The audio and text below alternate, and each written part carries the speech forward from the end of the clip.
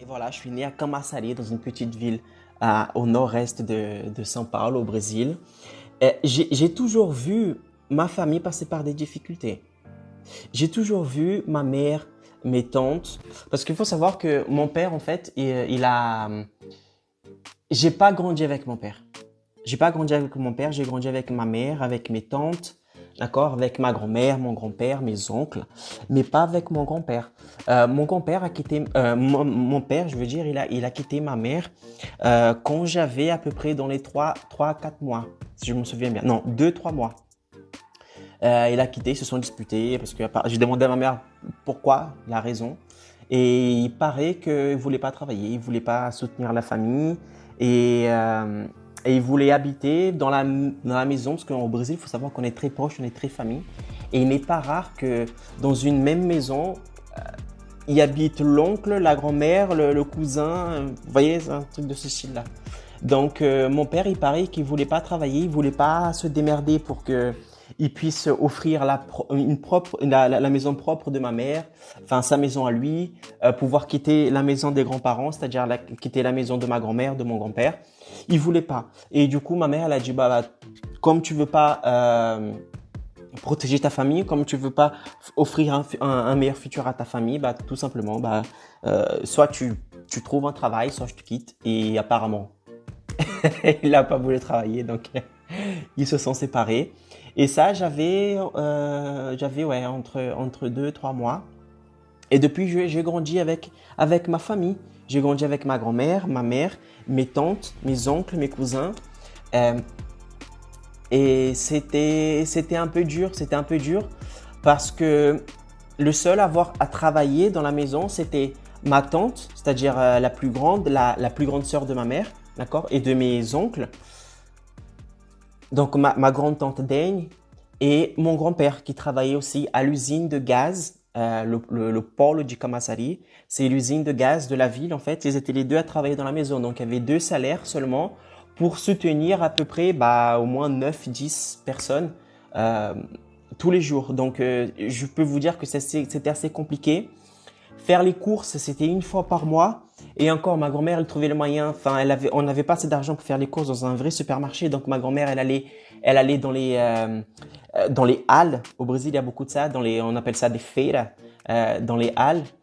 Elle allait beaucoup dans les halles pour essayer d'acheter des fruits et des légumes, mais qui n'avaient pas une bonne tête en fait. Donc des fruits et des légumes qui ressemblaient un peu à rien, mais c'était moins cher. Donc par exemple une mangue, au lieu d'acheter une bonne mangue au supermarché, elle achetait une mangue voilà qui était un peu cabossée, qui était un peu pourrie, mais voilà elle achetait ça.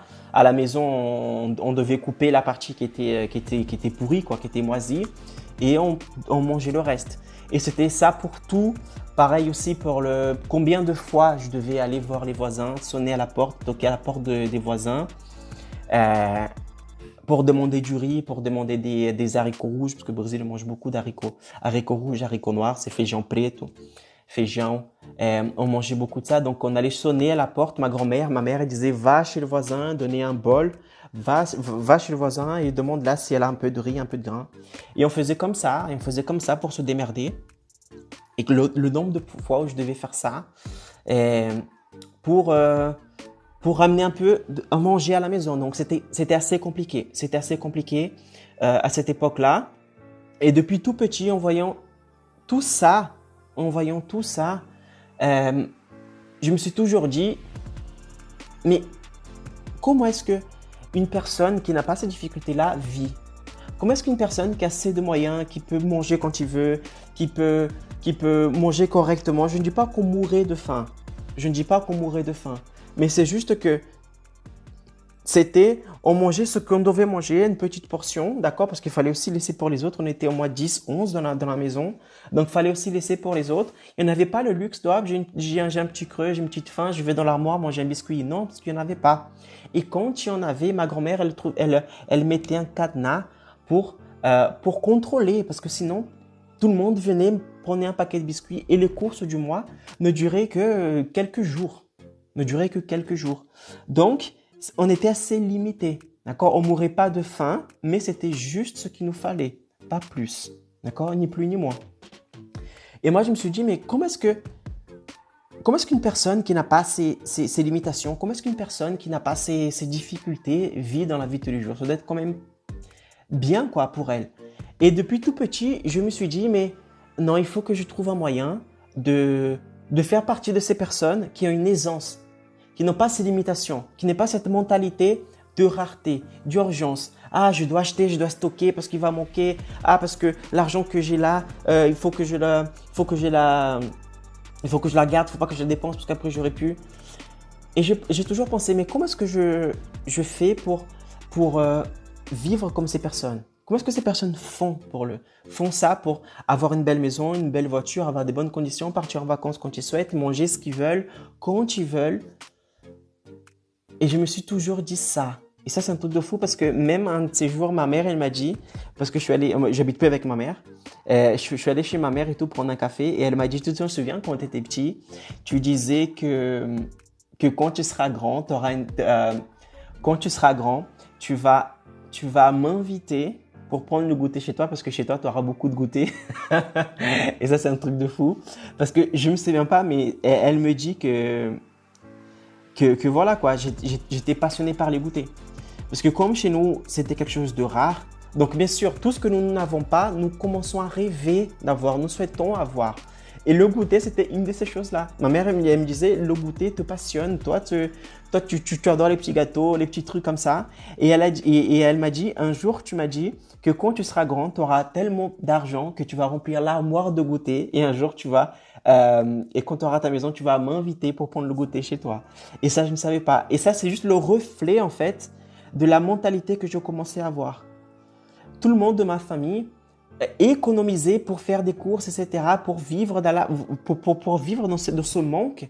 Et moi, j'avais commencé à développer cette mentalité de je vais gagner beaucoup d'argent. Je vais avoir une bonne condition financière. D'accord? Je ne dis pas que je veux gagner beaucoup d'argent coûte que coûte. Non, je savais que j'allais avoir beaucoup d'argent et toujours avec intégrité, sans arnaquer qui que ce soit, sans faire du mal à personne. Au contraire, en aidant les autres, je savais qu'il existait un moyen d'aider les autres et en même temps d'être aidé et de gagner beaucoup d'argent. Et depuis tout petit, j'avais cette mentalité-là. Non, quand je serai plus grand, je vais essayer de trouver un moyen de gagner plus, etc., etc.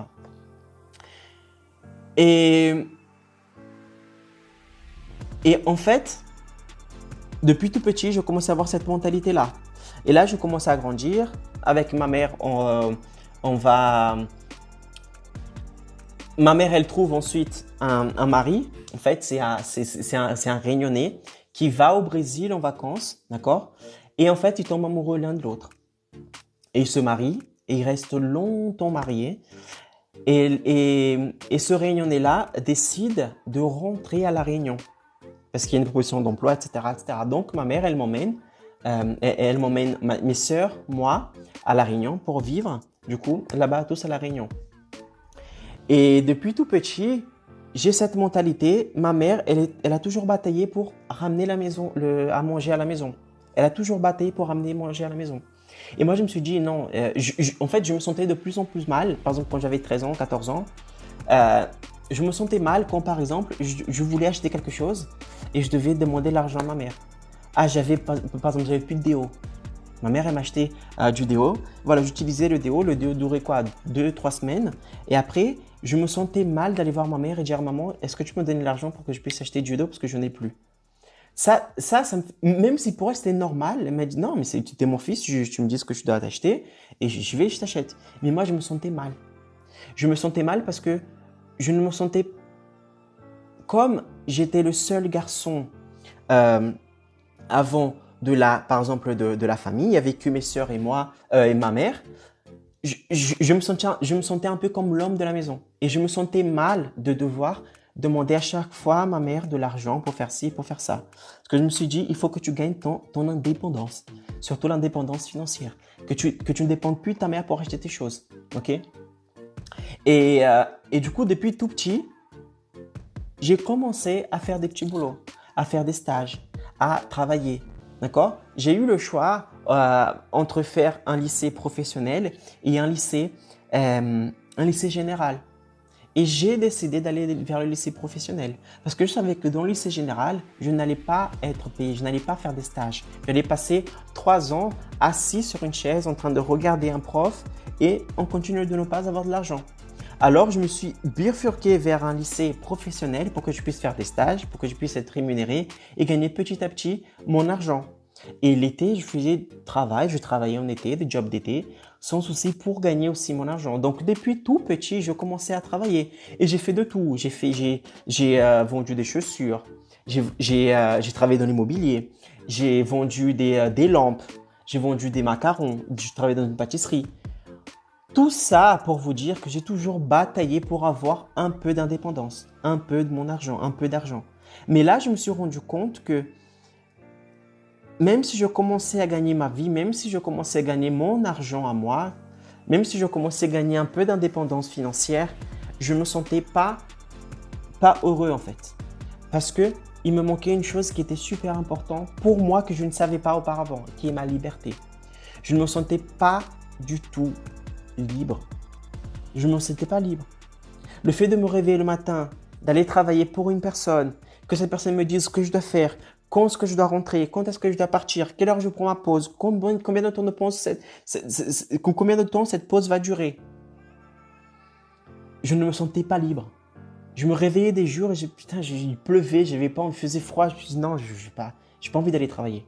Mais je devais aller. Pourquoi? Parce que je devais travailler pour une autre personne. Parce que j'avais un contrat, j'avais des obligations.